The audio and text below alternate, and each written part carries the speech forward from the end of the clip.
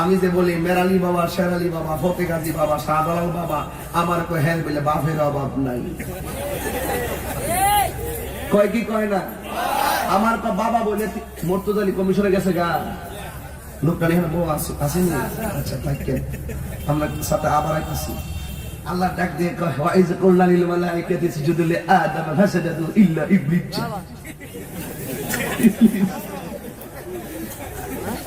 হে আদম, হে ফেরেশতারা, আমার আদমকে সিজদা করো। তখন নবী নূরটা কই, সুবহানাল্লাহ, আপনা ধর, যিনি স্বয়ং সিজদার মালিক তিনি কহে সিজদা কর। তিনি তো বলতেন যে আমার সিজদা কর, আমি সিজদার মালিক। হাকিকত মৌলবীরা বুঝে না, শুধু শুধু কয় কপাল ঠেকালে সিজদা হয়ে যাবে। সিজদা দিতে গেলে নাক লাগে, কপাল লাগে, হাত লাগে, হাঁটু লাগে, ভাও লাগে, সুবহানার বেলা আলা লাগে, পবিত্রতা লাগে, সুবহানার বেলা আলা লাগে, কিবলামুখী হওয়া লাগে। আবার অন্তরে আল্লাহ বলে ধারণা করতে হয় এবং দৃঢ় বিশ্বাস করে তারপরে সিজদা করতে হয়। আর আমরা যারা মাজারে গিয়ে চুমা দেই, এই চুমাটা দিয়ে হেরা করে সিজদা দেই। আচ্ছা সিজদা দিতে গেলে কি চুমা আছে? আল্লাহর হাবিব বললেন আবু বকর তুমি এরকম করলা কেন? রাসূল, বাবা আদম করেছেন তাই আমি করেছি, আপনার নাম মোবারক শুনে। আল্লাহর হাবিব বলেন যে আমলটা করবে ওয়াজাবাত লাহু শাফাআতি, তার জন্য সুপারিশ করা আমি নবীর জন্য ওয়াজিব হয়ে যাবে।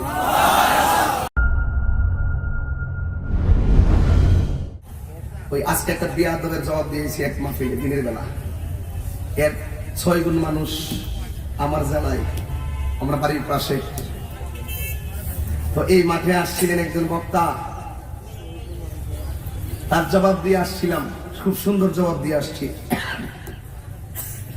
কারণ ওদের কথার লাগাম নাই, কি নাই? মরার ভয় নাই, কথারও লাগাম।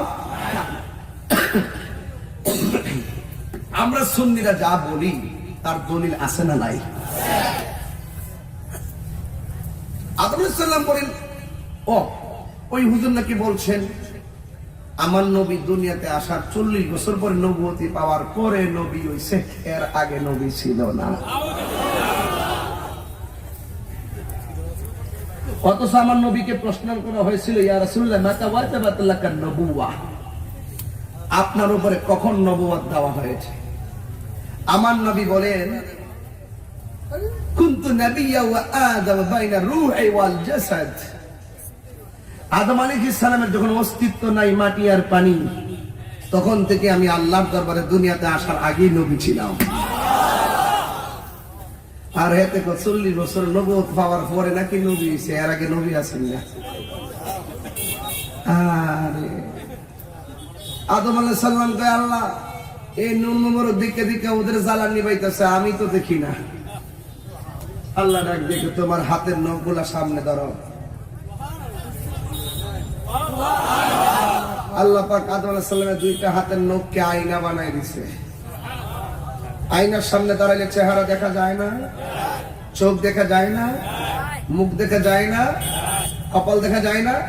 আদম আলাইহিস সালাম যখন এই হাতের নখগুলো এইভাবে ধরলেন, তখন ওই আঙ্গুলের আয়নার ভিতরে কপালের রসুলের নূর মুবারক দেখতে পেলেন।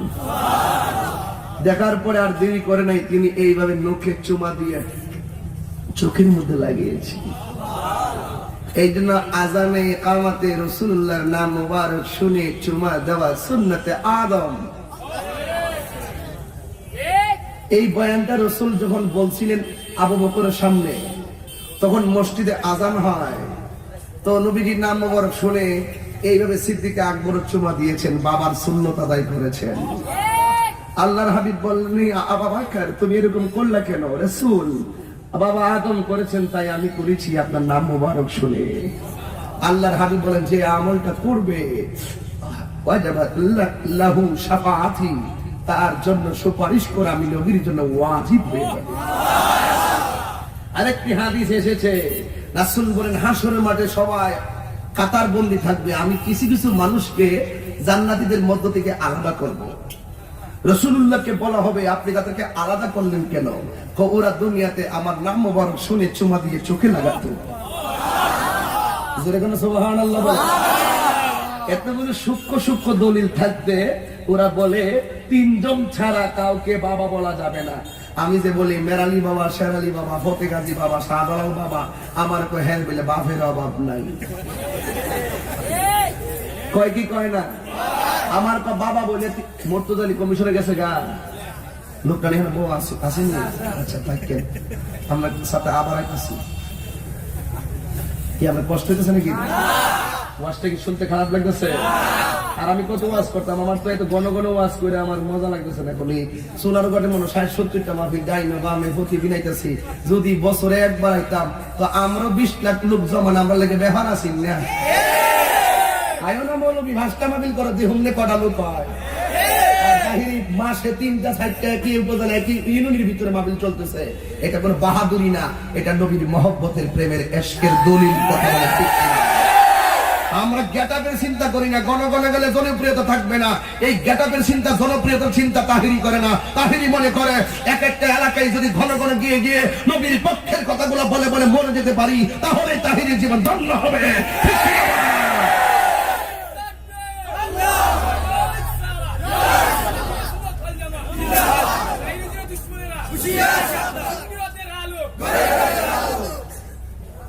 এই পাল স্লোগান দিস না, ওই তাহির হিসেবে দুশ্মনের এইটা দিস না। তাহিরির কোন দুশ্মন নাই, তাহিরির দুশ্মন নাই। কিন্তু অনেকে তাহিরির লগে দুশ্মনী করে, কিন্তু তাহিরি কাহার সাথে দুশ্মনী করে। আমার ডাইরেক্ট কথা হলো, সোনারগাঁয়ের শহরে আমার আজকে সোনারগাঁয়ের প্রাণ কেন্দ্রের মাহফিল চলছে। আমার একটাই কথা, যদি পারেন আপনি আমাকে বুঝিয়ে আপনার দলে নিয়ে নেন। কি বুঝিয়ে? এমনি না, কিন্তু আপনি আমি মাঝখানে কাঁটাযুক্ত গাছ রাখা রেখে না, আকীদা শুদ্ধ করে নিয়ে নেন। আর যদি আপনি আমাকে বুঝিয়ে নিতে ব্যর্থ হন, তাহলে আমি আপনাকে বুঝাই, আপনি আসুন, আমরা বাবা শাহজালালের মাজারে যাই। এটা এই কথাটার চাইতে দামি কথা কি আর আছে? তো যারা বলে 3 জন ছাড়া কাউকে বাবা বলে ডাকা যাবে না, একজন হলো আমার বাপ আদমের ওয়াজ চলতেছে। আমার বাপে সুমা দিছে, আমি সুমা দিব। বাপে যেটা করছে যদি সেটা লিগেল হয়, আল্লাহ রাজি হয়, এটা ফুতে করবই। যেই ফুতে বাপ মানে না, এটা হারাম যাবে।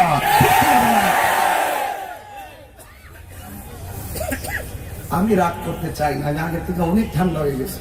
সামাজিক ওয়াজ করি, কিন্তু মাঝে মাঝে উচিত কথা কই মুনা। এমন মুনাফিককে মুক্তা তাহিরি না। হ্যাঁ রাখো, বাপ করা তাহিরির বাপ বলে 100 বলে তো হিসাব বলতে আমার মাও 100। বাপ কেমন? মা সারা বাপ হেরাহিটা বুঝা। কিন্তু শুনেন, এরা কয় 3 জন বাপ। ব্যবসায়ী ভাইদেরকে ধন্যবাদ, এরা আজকে ব্যবসা বন্ধ করে দিচ্ছে। এই উসিলে আল্লাহ পাক তাদের ব্যবসায় বরকত দান করে। আমিন। তো 3 জন ছাড়া কাউরে বাপ দাহন যাইতো না। 1 নম্বর হইলো সাইন বাবা, 1 নম্বর হইলো আদম নবী হইলো আদি পিতা, 2 নম্বর ইব্রাহিম নবী হইলো জাতির পিতা, 3 নম্বর আমার বাপ মা, আমার বাপ জন্মদাতা বাপ। এছাড়া আর কাউকে বাপ ডাকা যাবে না। ও মৌলবী, আপনি এই ফতোয়া দিয়ে তো হালকা ধরা খেয়েছেন, তাহলে আপনার শ্বশুরকে কি ডাকেন? দুলাভাই ডাকেন নাকি? বিষয়টা কি এরকমই তো মনে হচ্ছে? আপনি তো মুসিবতে পড়বেন। এখনো সময় আছে। বাপ বড় কথা না, আমরা উস্তাদকে বাপ ডাকি, মুর্শিদকে বাপ ডাকি। বাপ মানে হলো দরজা, বাপ মানে হলো কি? দরজা। এই দরজা দিয়ে আমরা আল্লাহকে পাওয়ার রাস্তা খুঁজি। কথা বলেন ঠিক কিনা? আমাদের আর কোনো কিছু না।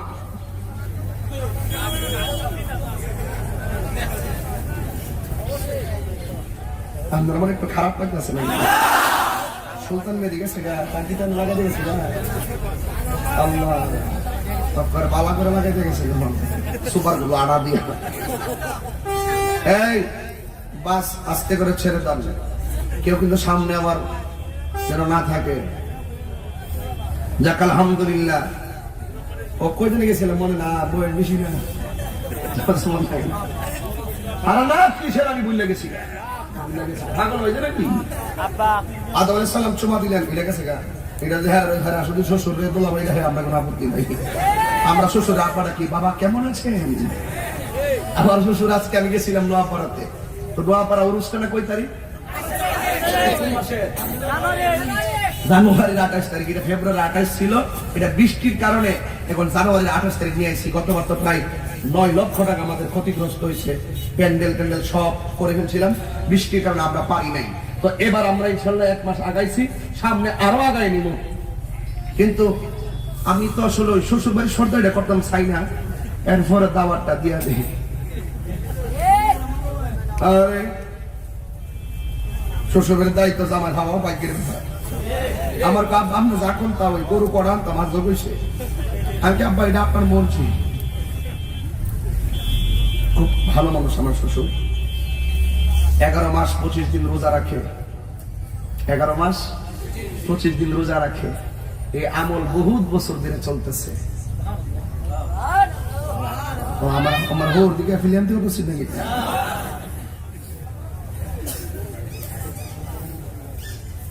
সুমা দেওয়ার পরে আল্লাহ ডাক দিয়ে কয় ওয়াইজ কুলনা লিল মালাইকাতি ইসজুদু লি আদম ফাসাদাতু ইল্লা ইবলিস।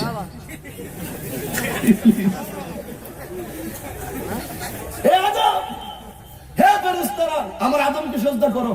তখন নবী নূরটা কই, সুবহানাল্লাহ, আপনার যিনি স্বয়ং সিজদার মালিক তিনি কহে সিজদা কর। তিনি তো বলতেন যে আমার সিজদা কর, আমি সিজদার মালিক। হাকিকত মৌলবীরা বুঝে না, শুধু শুধু কয় কপাল ঠেকালে সিজদা হয়ে যাবে। সিজদা দিতে গেলে নাক লাগে, কপাল লাগে, হাত লাগে, হাঁটু লাগে, ভাও লাগে, সুবহানার বেলা আলা লাগে, পবিত্রতা লাগে, সুবহানার বেলা আলা লাগে, কিবলামুখী হওয়া লাগে, আবার অন্তরে আল্লাহ বলে ধারণা করতে হয় এবং দৃঢ় বিশ্বাস করে তারপরে সিজদা করতে হয়। আর আমরা যারা মাজারে গিয়ে চুমা দেই, এই চুমাটা দিয়ে হেরা করে সিজদা দেই। আচ্ছা সিজদা দিতে গেলে কি সুমা আছে? নামাজে সিজদা দিয়ে সুমা আছে? তো ঠুট কি লাগে? তো এই ঠুট লাগাই আমরা যেহেতু সুমা দেই বা তাজিম করে মোহাব্বত করে মায়া করে সুমা দেই, এটা দিলেই বলে শিরিক হয়ে যাবো গা, মাথা নয় শিরিক হয়ে যাবো গা, ঠিক আছে? আর অথচ আবু দাউদ শরীফের মধ্যে একটা বাব আসছে, বাবু কুবলাতুর রিজলে ওয়াল ইয়াদে, হাতে এবং পায়ের মধ্যে চুমা দেওয়া সুন্নতে সাহাবা। সাহাবায়ে কেরাম রাসূলুল্লাহকে এভাবে চুমা দিতেন, এটা সুন্নতে সাহাবা। কিন্তু মাজারের আল্লাহর ওলির দরবারে শাইখের হাতে চুমা দেওয়া, এটা কি যদি বলা হয় কেউ শিরক আর বিদআত, তাহলে আমি তোমাকে বলবো ওই দিন আমি দেখেছি আপনারা একজন আরেকজনকে ধরে গালে মুখে চুমা দিয়েছেন।